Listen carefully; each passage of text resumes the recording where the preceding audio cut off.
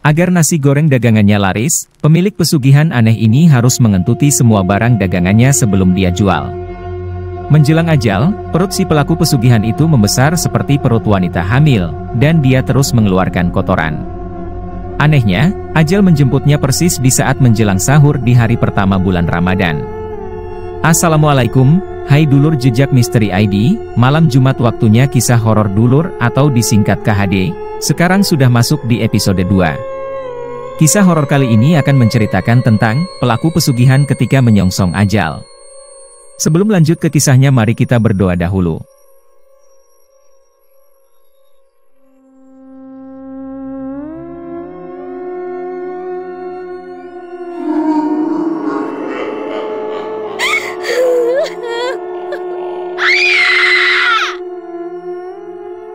Kisah ini merupakan sebuah kejadian nyata yang menimpa keluarga pedagang nasi goreng terkenal di kotaku. Sudah hampir sebulan Wak Dirman terbaring lemah di tempat tidurnya. Tubuhnya kurus kering. Kedua kaki dan tangannya tinggal tulang terbungkus kulit, tapi perutnya membesar seperti wanita hamil 9 bulan. Secara fisik Wak Dirman seperti korban busung lapar. Tidak seperti lazimnya orang sakit, Wak Dirman tidak dapat berbaring. Dia hanya bisa duduk dengan disandari bantal di belakang punggungnya. Hal ini dilakukan karena setiap berbaring nafasnya sesak, seolah-olah ada bongkahan batu besar yang menghimpit dadanya. Tuntunan kalimah syahadat dan lafaz-lafaz ilayah yang dibisikkan istri, anak dan kerabatnya sama sekali tidak dihiraukannya. Dari bibirnya hanya terdengar suara rintihan kesakitan. Keluarganya hanya bisa menangis melihat penderitaan orang yang dicintainya yang begitu memilukan. Sedangkan istrinya, Wak Atik, terpekur di ujung tempat tidur sambil mengusap lembut kaki Wak Dirman, suaminya. Upaya pengobatan sudah dilakukan. Hasil diagnosa dokter menyebutkan bahwa Wak Dirman mengalami penyumbatan usus. Memang, sudah 10 hari dia tidak bisa buang air besar, bahkan buang angin juga tidak bisa. Mungkin karena itulah lama-kelamaan perutnya membesar. Dokter sudah berupaya dengan memberikan resep obat-obatan pencahar perut. Namun sepertinya kotoran di usus Wak Dirman mampet dan menumpuk hingga membuat perutnya kian besar dan nafasnya sesak. Tetangga yang menyaksikan penderitaan Wak Dirman hanya bisa mengusap dada dan banyak mengucapkan istighfar. Di antara mereka bahkan bertanya-tanya, dosa apa sebenarnya yang pernah diperbuat Wak Dirman semasa mudanya, sehingga dia mengalami penyakit itu? Maklum saja, setahu mereka, sosok Wak Dirman adalah seorang pedagang warung nasi goreng yang cukup berhasil. Dan selama ini Wak Dirman terkenal sebagai seorang yang sangat dermawan. Dari hasil penjualan warung nasi gorengnya, Wak Dirman memiliki rumah yang megah, sawah yang tersebar di beberapa tempat, serta beberapa mobil angkutan di samping mobil pribadinya. Di masa tuanya, Wak Dirman cukup kaya untuk ukuran orang kampung. Namun para tetangganya tidak mengetahui bahwa sesungguhnya Wak Dirman pernah melakukan perjanjian gaib dengan penghuni Goa Keramat di wilayah Jawa Timur. Hanya sahabatnya saja yang tahu rahasia ini. Wak Jafar, demikian nama sang sahabat. Dari penuturan Wak Jafar inilah terungkap perjalanan hidup Wak Dirman di masa mudanya. Dirman muda adalah seorang yang taat beribadah dan rajin bekerja. Segala upaya telah dilakukan untuk mengangkat ekonomi keluarganya yang miskin. Dirman yang menikahi Atikah terpaksa berganti-ganti pekerjaan, mulai dari buruh bangunan, buruh bongkar muat di pelabuhan, hingga penarik becak pernah dijalaninya. Tutur Wak Jafar mulai bercerita. Hingga memiliki 3 orang anak, kehidupan Dirman belum berubah juga. Upah bekerjanya habis untuk kebutuhan anak dan istrinya. Tak jarang keluarga kecil itu harus makan nasi dengan lauk ikan asin atau kerupuk saja. Kemalangan hidup makin dirasakan Dirman saat anak ketiganya yang bernama Agus terserang penyakit kanker mata. Awalnya, Agus yang berumur 4 tahun ini bermain-main dengan temannya. Tanpa sengaja mata Agus terkena pelor peluru plastik dari senapan angin temannya. Karena tiada uang, Dirman hanya membelikan Agus obat tetes mata saja. Tapi hal ini berakibat fatal, mata Agus menjadi merah dan bengkak. Sebagai sahabat, Jafar muda menyarankan Dirman membawa anaknya ke dokter mata. "Dirman, ayolah kita bawa Agus ke dokter mata. Kulihat anak itu setiap hari menangis menahankan matanya yang semakin hari semakin membengkak. Aku takut nanti anak itu menjadi buta," demikian kata Wak Jafar kala itu. "Jafar, aku sebenarnya kasihan melihat Agus. Tapi kau tahu kan, dari mana aku punya uang?" Untuk makan saja kami sering ngutang di warung dan akhir bulan setelah gajian baru dibayar, keluh Dirman. Karena kasihan, Wak Jafar dan istrinya membawa Agus ke dokter. Hasil diagnosa dokter menyimpulkan, mata Agus harus dioperasi dan retina mata kanannya harus dibuang untuk mencegah sel kanker menyebar ke organ yang lain. Keadaan ini tentu saja membuat Dirman dan istrinya shock. Nah, pikiran Dirman yang kalut itu membawanya berkenalan dengan dunia hitam. Lewat temannya sesama buruh, Dirman diberitahu lokasi pesugihan di salah satu gunung di Jawa Timur, ungkap Wak Jafar. Dirman benar-benar sudah gelap mata. Yang ada dalam pikirannya hanya mendapatkan uang banyak untuk berobat anaknya dan merubah kehidupan mereka yang miskin. Saat rencana ini diberitahukan pada sahabatnya, Jafar menasehati Dirman. Ingat men, bersekutu dengan siluman pada akhirnya akan membawa kesengsaraan. Biarlah aku tetap meneruskan keinginanku apapun itu resikonya. Daripada aku terus-terusan menderita kemiskinan seperti ini. Hutang untuk berobat Agus juga kian hari kian menumpuk. Kasihan anak dan istriku terus menderita.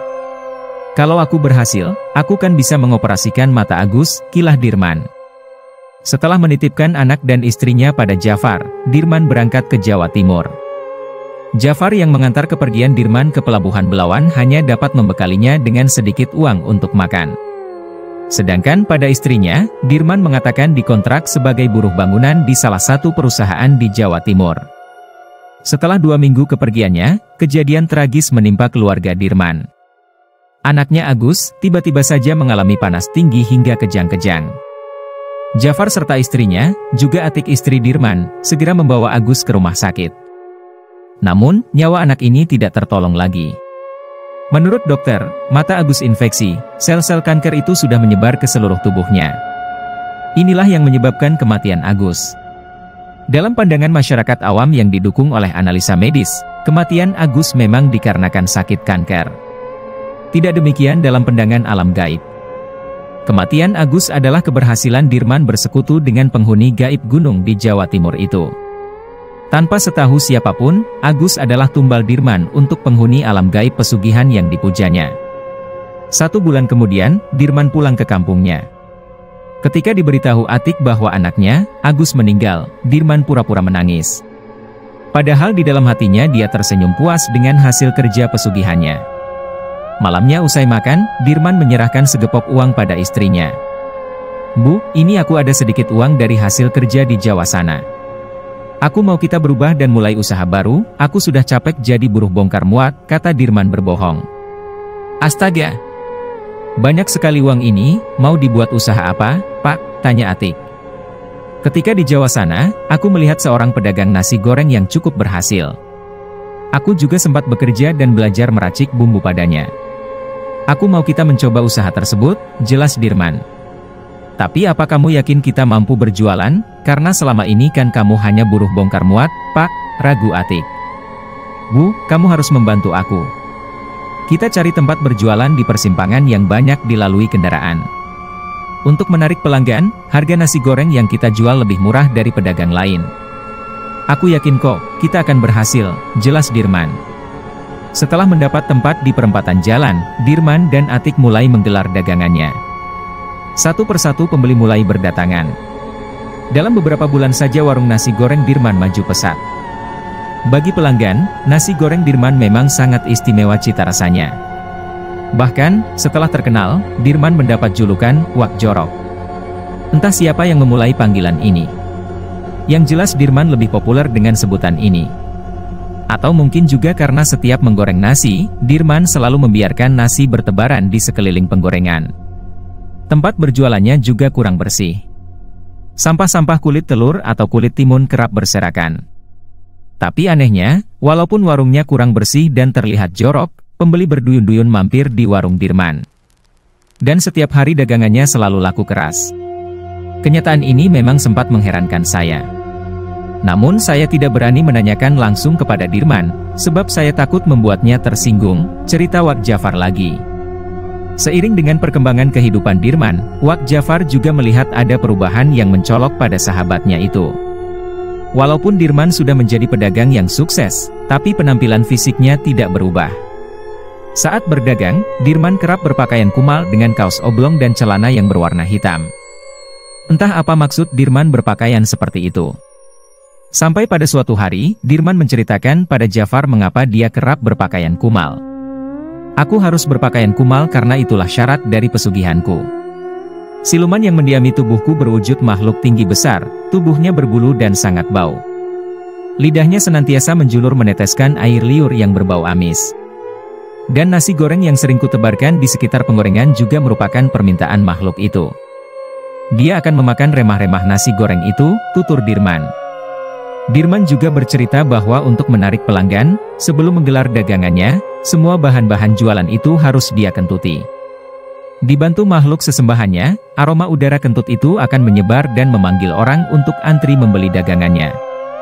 Dan mencuci beras untuk dimasak juga cukup 1 kali saja, karena diyakini membuat rasa nasinya pulen dan enak. Dirman menceritakan hal ini dengan harapan Jafar mau mengikuti jejaknya bersekutu dengan siluman. Tapi Jafar tetap pada pendiriannya, bahwa bersekutu dengan iblis hanya akan membawa kesengsaraan. Neraka jahanam sudah menanti bila mati kelak. Terus terang saja, aku nggak mikirin mati, lagi pula siapa yang akan kenal aku di akhirat? Mumpung kita masih hidup, dimanfaatkan saja untuk mencari kekayaan. Kalau kita kaya, orang-orang juga akan hormat pada kita, dalih Dirman. Begitulah, bertahun-tahun kemudian keadaan keluarga Dirman semakin kaya. Namun kehidupan ekonomi anak-anaknya tergolong pas-pasan. Bahkan salah seorang anak Dirman menderita penyakit gila karena keinginannya menjadi prajurit TNI tidak kesampaian. Entahlah, apakah ini akibat pesugihannya atau karena hukuman Allah? Di akhir hayat Dirman, warung nasi gorengnya yang terkenal itu kehilangan pamor bagi pelanggannya. Pertambahan umur telah membuat tenaga Dirman makin berkurang. Anak yang diharapkan menjadi penerus usahanya sudah menjadi gila pula. Selain itu, berdirinya restoran siap saji di persimpangan dekat warung Dirman juga telah mematikan usaha nasi gorengnya. Pelanggan lebih memilih warung siap saji itu. Memikirkan warung nasi gorengnya yang mati suri, membuat kesehatan Dirman makin memburuk, hingga dia terbaring lemah di tempat tidur dengan perut membusung dan nafas sesak, seperti keadaan yang diceritakan di atas. Keadaan Dirman yang tak kunjung sembuh membuat keluarganya kehabisan akal. Sahabatnya, Wak Jafar menyarankan agar Dirman dibawa berobat ke orang pintar. Siang menjelang awal Ramadan itu Pak Uwo, dukun terkenal dari Delhi Tua dibawa Wak Jafar untuk mengobati Dirman. Ketika melihat kondisi Dirman, Pak Uwo menghela nafas berat. Carikan saya daun kelor, sirih bertemu urat 10 lembar dan kain putih kira-kira setengah meter. Ambilkan air putih dan taruh dalam baskom, pinta Pak Uwo. Pak Uwo lalu membaca doa-doa di hadapan Dirman. Setelah itu daun kelor dan sirih bertemu urat direndam pada air itu hingga malam hari. Tepat tengah malam, Pak Uwo memerciki daun kelor yang sudah direndam air doa-doa ke tubuh Wak Dirman, terutama ke perutnya yang membusung. Pusar Wak Dirman dan saluran pembuangan anus ditutup dengan daun sirih bertemu urat. Aneh, seperti ada kekuatan gaib yang menggerakkan perpusaran angin di tubuh Wak Dirman. Tidak berapa lama Wak Dirman merasa perutnya mulas. Setelah itu dia buang angin, kentut, yang mengeluarkan bau yang sangat busuk. Melihat Wak Dirman buang angin, Pak Uwo meminta kain putih. Lalu Pak Uwo memiringkan tubuh Wak Dirman. Kain putih itu pun dibalutkan ke tangan Pak Uwo sambil membaca doa-doa. Pak Uwo seperti mengambil sesuatu dari anus Wak Dirman. Semua mata sanak saudara tertuju pada tangan Pak Uwo. Karena Pak Uwo seperti bertarung dengan kekuatan yang tak kasat mata. Setelah mengeluarkan tenaga yang cukup hebat, Pak Uwo berhasil mengambil sebuah benda dari anus Wak Dirman dan membungkusnya dengan kain putih. Pak Uwo, apakah kami bisa melihat benda yang diambil dari anus suami saya? Tanya Wak Atik, istri Wak Dirman. Kalau memang ibu tidak keberatan, saya akan perlihatkan, tapi setelah itu benda ini harus dibuang ke laut biar tidak disalahgunakan oleh orang lain, jelas Pak Uwo. Setelah membaca doa-doa, Pak Uwo membuka telapak tangannya yang terbungkus oleh kain putih. Saat dibentangkan, terdapat sebuah benda dari logam berwarna kuning. Bentuknya seperti kapsul besar, tapi memancarkan sinar warna keemasan. Ternyata masih ada orang yang memakai susuk peluru emas. Susuk ini sering digunakan oleh pedagang dari Pulau Jawa, jelas Pak Uwo. Sesudah itu Wak Dirman minta dibawa ke kamar mandi. Belum sampai kamar mandi, Wak Dirman sudah mengeluarkan kotoran yang sangat banyak dan berwarna kehitam-hitaman dan bau yang menyengat hidung. Usai buang air besar, Wak Dirman dimandikan Pak Uwo dengan dibantu anak dan kerabatnya. Lalu dibaringkan di ruang tengah, dan ditunggui oleh sanak saudaranya. Pak Uwo sendiri melakukan ritual melarung susuk peluru emas itu ke laut yang jaraknya tidak begitu jauh dari rumah Wak Dirman. Keesokan harinya, pas hari pertama puasa, terdengar berita tentang kematian Wak Dirman. Para tetangga, kerabat maupun pelanggan Wak Dirman turut melayat dan mengantarkannya hingga ke pekuburan. Menurut berita yang tersiar, 3 bulan kemudian, rumah Wak Dirman yang megah itu musnah dilalap api, tak ada satupun barang yang dapat diselamatkan, bahkan mobil yang terparkir di garasi juga musnah tanpa meninggalkan bekas. Memang tidak ada korban jiwa, karena malam kejadian Wak Atik sedang berada di rumah anaknya. Hasil penyelidikan menyatakan kebakaran terjadi akibat arus pendek listrik. Entahlah, apakah memang begitu adanya, atau karena ada kekuatan lain. Itulah kisah misteri yang bisa Mamang bagikan untuk dulur sekalian, semoga kalian bisa mengambil hikmah dan pelajarannya. Selamat malam, selamat mimpi indah, jangan lupa berdoa sebelum tidur karena mereka ada di antara kita. See you di next kisah horor dulur jejak misteri ID.